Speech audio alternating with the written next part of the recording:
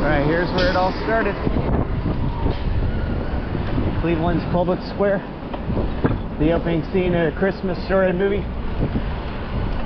They're looking in the toys in the window. This building right up here was the Higbee building. Now it's the Jack Casino building. It was the only building that would allow the production crew in. Only ones that would allow them in to film. And the only department store that would keep its Christmas decorations up a few weeks after Christmas so they could continue to film.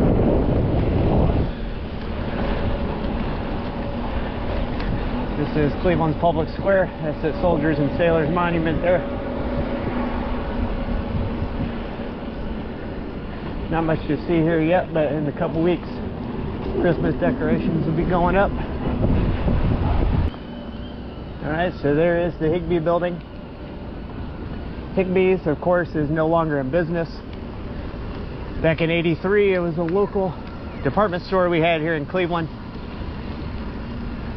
But it eventually turned into a place called Dillard's, which was another department store. And then it eventually turned into the casino when they legalized gambling here, that building. I think Dillard's may have still been in business a little longer, but I don't think there was an actual store in that building there.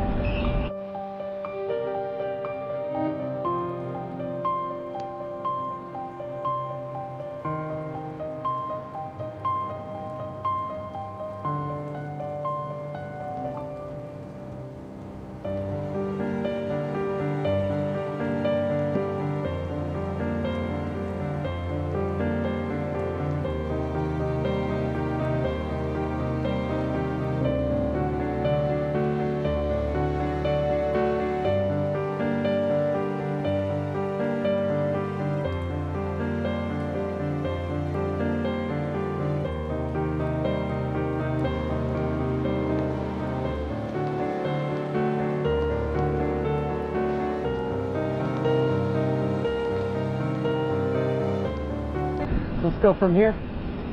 Let's head south towards the house. Morning.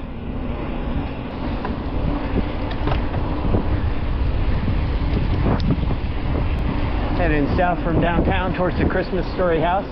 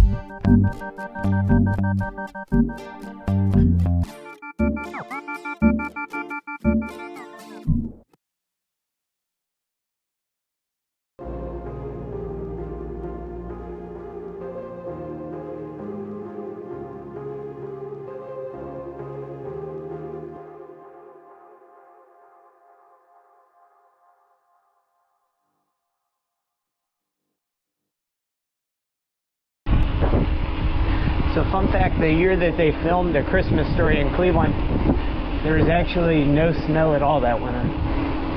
No snow at all. So all the snow you see in the movie was either trucked in or it was instant mashed potatoes, which is kind of a crazy thing.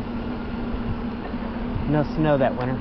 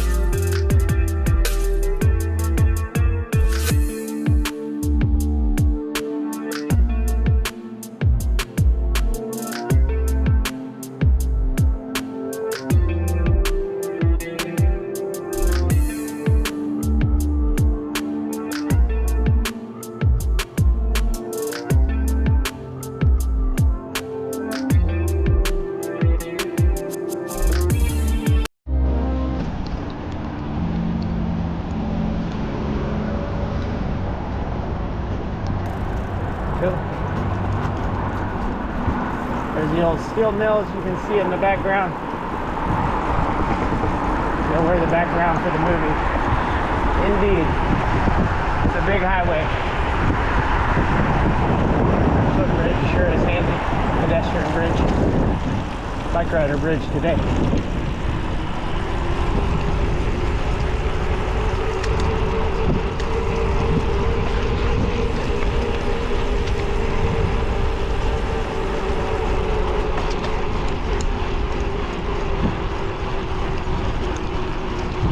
Here we are, West 11th in Cleveland, the fictional Cleveland Street from A Christmas Story. And you see it right straight ahead, that's the house.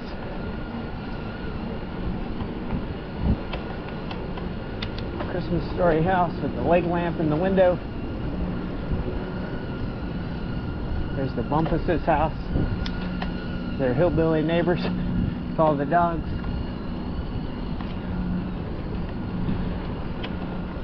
And over here on the right, really cool. If you guys have time, you got to get tickets, but I recommend you do a tour of the house. There's some old-timey cars from the movie and the garage there, and there's the museum and gift shop in that white building there on the other side of the road. Really cool to see. And it almost kind of happened by chance. It was in the days before the internet and things like that, and the director was just kind of driving around Cleveland looking for somewhere with steel mills in the background and a house that was suitable for filming. Actually, this place where we're going to eat up here, the Rowley Inn, is a key part of the story, because in Cleveland people don't answer the door if they don't know who it is. So the director, when they were searching for a place, they knocked on a bunch of houses, nobody answered. Couldn't get anyone to talk to. So almost giving up, they stopped here in this Rowley Inn, went over, had a beer, and we're talking with the people in there. By chance, just the guy he was talking to was the guy that owned the house across the street. And from there, they hit it off, and the rest is history. So aside from that, also the cast and crew spent a lot of time over there eating. It's one of the great kind of hidden gems of Cleveland, the Rowley Inn here. It was featured on Diners, Drives, and Dive-Ins, or whatever that show is with Guy Fieri. So we're going to go ahead, stop in, have a bite to eat. Let's check it out. If you're down here looking at the Christmas Story house, the Rowley Inn is a must-stop destination.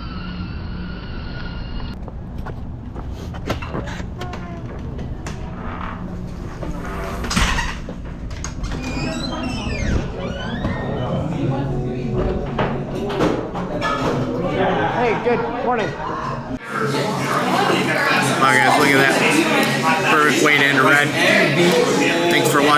We'll see you guys out on the trail. It's like African names have like 2 consonants.